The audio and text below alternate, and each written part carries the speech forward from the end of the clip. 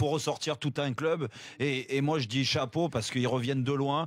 Parce que Monaco, mine de rien, avec tous ceux qui lèchent les fesses au Monégasque aujourd'hui et qui l'ont critiqué l'année dernière, il y a 2 ans. Et voilà, c'est quoi cette équipe? Mais cette équipe, elle est performante depuis 3 ans. Jardim a pris cette équipe.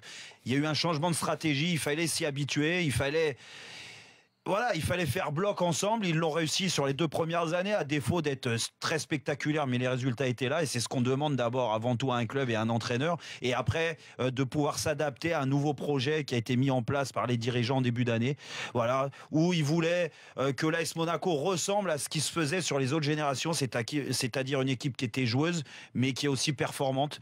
Et ils ont exactement répondu à l'attente en étant exceptionnels tout au long de la saison.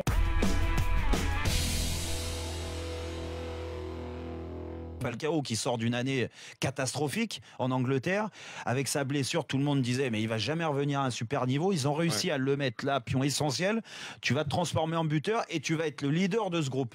Et à l'arrivée, en se séparant de certains éléments, on a retrouvé d'autres joueurs comme Moutinho, par exemple, qui a perdu sa place de titulaire. C'est quand même incroyable. Mais il a réussi à se fondre dans ce collectif avec de la jeunesse, avec des joueurs qui se sont quand même révélés, qui ont confirmé ce qu'ils avaient montré 2 années auparavant, comme Bakayoko, Fabinho dans un rôle au milieu de terrain. Voilà. Fabinho, attention, il ne faut pas oublier qu'il a changé de poste. Et oui, parce que sous Ranieri, il jouait latéral. Oui, mais d'ailleurs, même Ranieri a dit. J'y avais même jamais pensé à le mettre là. Non, mais c'est vrai. Mais après, la stratégie, elle a été différente. Et quand tu vois Monaco jouer avec des éléments forts, c'est aussi venu de l'équipe dirigeante, de ceux qui ont fait le recrutement. Quand tu prends Mendy, la stratégie, elle est simple. Mendy, tu sais que c'est un bon contre-attaquant, que si tu le mets avec Thomas Lemar dessus, qui avait fait une année l'année dernière remarquable, les 6 premiers mois, mais les 6 derniers mois, il jouait des fois moins. Bernardo Silva, la même chose, il arrive à le relancer de l'autre côté, il forme des doublettes sur les côtés. Alors ça, après, c'est Jardim qui a réussi à faire vivre son collectif. C'est pour ça que c'est un artisan très important de la réussite de Monaco, mais il faut pas oublier l'importance des dirigeants, le changement de stratégie. Et ça, je pense que ça a été la meilleure des façons de faire. Et depuis leur arrivée, je pense les dirigeants, c'est là où ils ont vraiment pointé ce qu'il fallait, parce qu'à Monaco, mine de rien, toutes les générations, toutes confondues, c'est pour ça que quand moi je suis pas d'accord avec certains qui disent c'est le meilleur titre, tous les titres sont importants à l'AS Monaco et dans tous les clubs de toute façon, mais Monaco, quand ils ont gagné des titres à chaque fois, je te parle des titres en Coupe de France ou des titres de champion, c'est toujours avec des équipes joueuses, très joueuses. Un jeu qui était alléchant. Il y a toujours eu des joueurs de talent à l'AS Monaco. Ça a toujours été la grande force de Monaco. Et ça a été un peu perdu sous l'ère Jardim les 2 premières années. Et comme par hasard, l'année où tu regagnes le titre, c'est ce style d'équipe. Jeu flamboyant.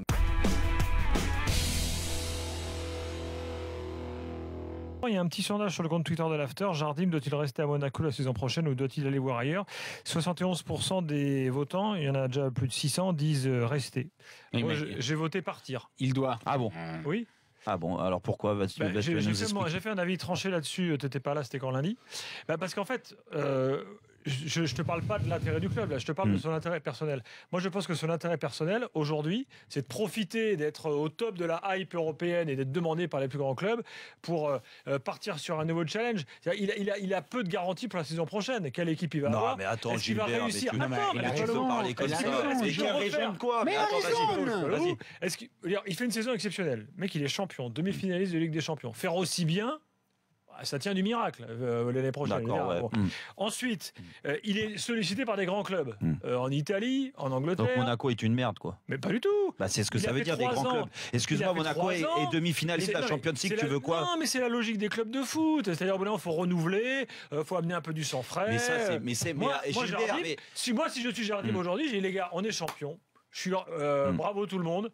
Et je me casse. Je suis pour quelque chose. Je peux pas faire mieux, donc je me casse. C'est ça en fait. Ça arrive souvent dans le foot. C'est ce que tu veux dire. Non, mais moi, ce qui me dérange, Gilbert, dans ton discours, c'est que, encore une fois, on dénigre la Ligue 1, on dénigre le champion de France. Mais si, parce que, écoute, arrête, l'Atlético Madrid.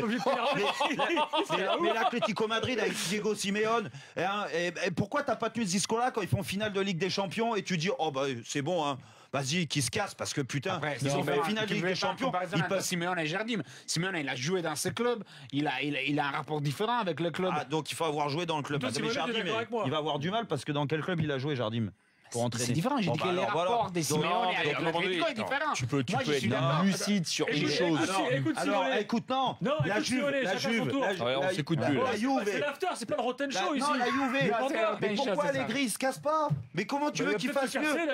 Mais il aurait dû se casser avant. Il a déjà fait finale de la Ligue des Champions. Il a été champion d'Italie combien de fois? Et pourquoi vous tenez pas ce discours-là? Parce que la Juve est un grand club. Oui, c'est un grand club. C'est une institution. Mais Monaco est aussi un grand club. Arrêtez vos conneries.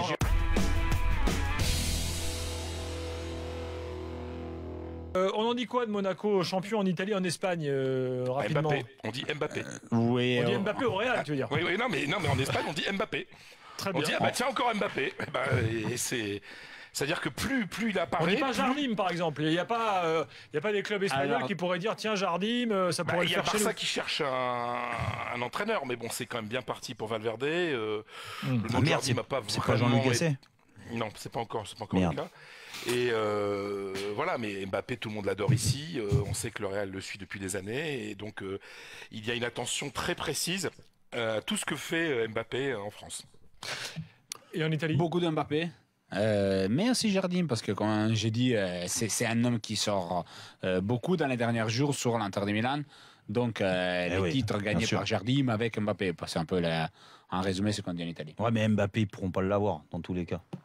Dans le championnat italien. À ce prix-là, c'est pas possible. Ah, la Juve. La Juve avec 90 millions sur Higuain. Mais là, c'est plus que 90. Là, ça va être. C'est une info de première main. A priori, les parents ne veulent pas discuter à moins de 130 millions d'euros. Donc le club, une nouvelle fois, François, ce serait plus. Si le club dit aux parents, désolé, nous on le vend. Mais le club, ça veut dire que le club, c'est plus que 130.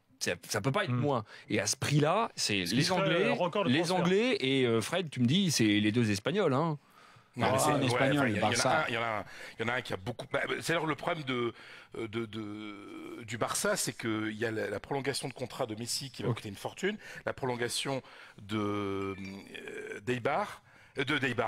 Non, c'est le match contre Eibar, de Neymar, pardon, et il y a le problème du top salarial, quoi, voilà, à cause du fair play financier, donc ça va être un peu compliqué là pour le Barça de faire venir un joueur comme Mbappé, et parce que ça coûte très cher, ils n'ont pas l'argent pour dépenser là, donc s'il vient en Espagne, ça sera au Real.